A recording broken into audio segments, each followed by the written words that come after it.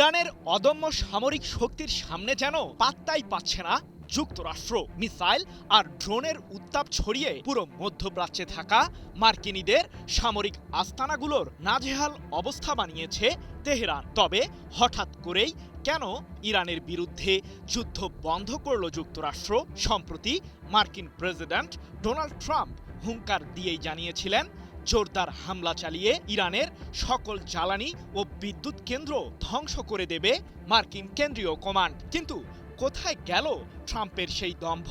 এখন কেন মধ্যপ্রাচ্য থেকে লেজ গুটিয়ে পালাবার পথ খুঁজছে যুক্তরাষ্ট্র? শুধুমাত্র সামরিক শক্তি প্রয়োগ করেই যে ইরানকে ঘায়েল করা সম্ভব না, সেটা হয়তো এখন হাড়ে হাড়ে টের পেয়েছেন মার্কিন প্রেসিডেন্ট ট্রাম্প। তাই তো তেহরানের সাথে শান্তি চুক্তির জন্য হন্যে হয়ে বেড়াচ্ছে ওয়াশিংটন। কিন্তু ইরান কি সেই সুযোগ দেবে যুক্তরাষ্ট্রকে? মোট এয়ার ডিফেন্স সিস্টেমের প্রায় ৮০% মজুদি ফুরিয়ে গেছে মার্কিন কেন্দ্রীয় কমান্ডের। এমন চাঞ্চল্যকর তথ্যই সম্প্রতি প্রকাশ পেয়েছে আন্তর্জাতিক সংবাদ মাধ্যমে। যদিও এসব দাবিকে উড়িয়ে দিয়েছে হোয়াইট হাউস। কারণটা বেশ পরিষ্কার, নিজেদের সামরিক খাতের দুর্বলতার প্রকৃত তথ্য বিশ্বের সামনে উন্মোচন করতে চায় না যুক্তরাষ্ট্র। আর ইরানের বিরুদ্ধে চলমান উত্তেজনার মাঝে এমন তথ্য প্রকাশ পেলে যে অযথাই বিপদ ঘনিয়ে আসবে, সেটি ভালোভাবেই জানে মার্কিন প্রশাসন।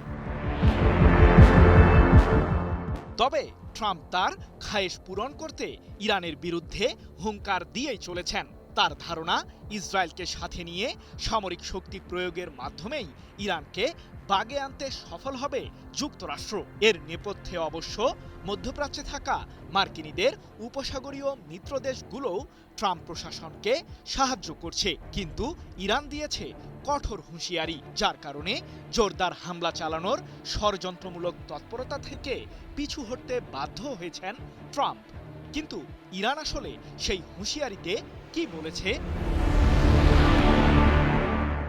জানা গেছে, ট্রাম্পের হুমকির পরপরই ইরানের পররাষ্ট্রমন্ত্রী আব্বাস আরাকচি সৌদি আরব, তুরস্ক এবং কাতারের পররাষ্ট্রমন্ত্রীর পাশাপাশি পাকিস্তানের সেনাপ্রধান ফিল্ড মার্শাল আসিম মুনিরের সাথে যোগাযোগ করেন। এ সময় ইরানের সর্বোচ্চ এই কূটনীতিক সবাইকে সতর্ক করে বলেন, আমাদের দেশের বিরুদ্ধে যুক্তরাষ্ট্রের যে কোনো নতুন হামলার প্রতিশোধ হিসেবে উপসাগর জুড়ে থাকা মার্কিনীদের আস্তানা ও এই অঞ্চলের জ্বালানি স্থাপনাগুলোকে ধ্বংস করবে তেহরান। আমরা প্রতিশোধ নিতেও প্রস্তুত, কিন্তু এর মাধ্যমে কেবল উত্তেজনা বেড়েই চলবে। তাই ধ্বংসযজ্ঞ এড়ানোর জন্য একটি কূটনৈতিক সমাধানের পথ বের করাই উত্তম হবে।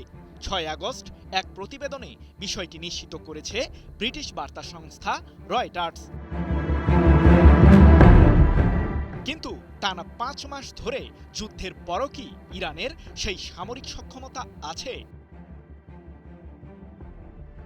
চলতি বছরের ফেব্রুয়ারি থেকে জুলাই মাস পর্যন্ত টানা ৫ মাস বিভিন্ন উপায়ে ইরানের বিরুদ্ধে আগ্রাসনে জড়ায় ইসরায়েল ও যুক্তরাষ্ট্র। পাল্টা জবাবে ইহুদিবাদীদের সামরিক ঘাঁটিগুলোরই নাজেহাল অবস্থা বানিয়েছে তেহরান। এমন জোরদার প্রতিশোধমূলক হামলার পরও টিকে আছে ইরানের ক্ষেপণাস্ত্র ও ড্রোনের ভান্ডার।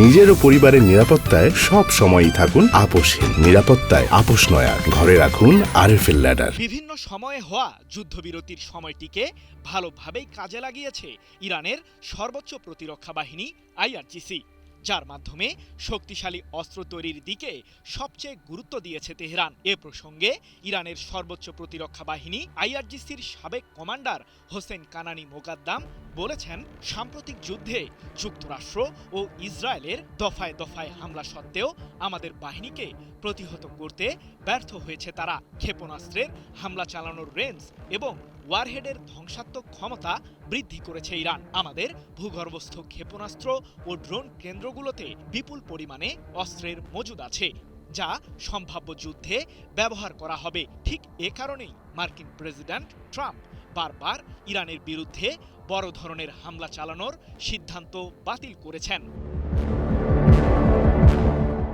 সৃজন মাহমুদ, নিউজ 24।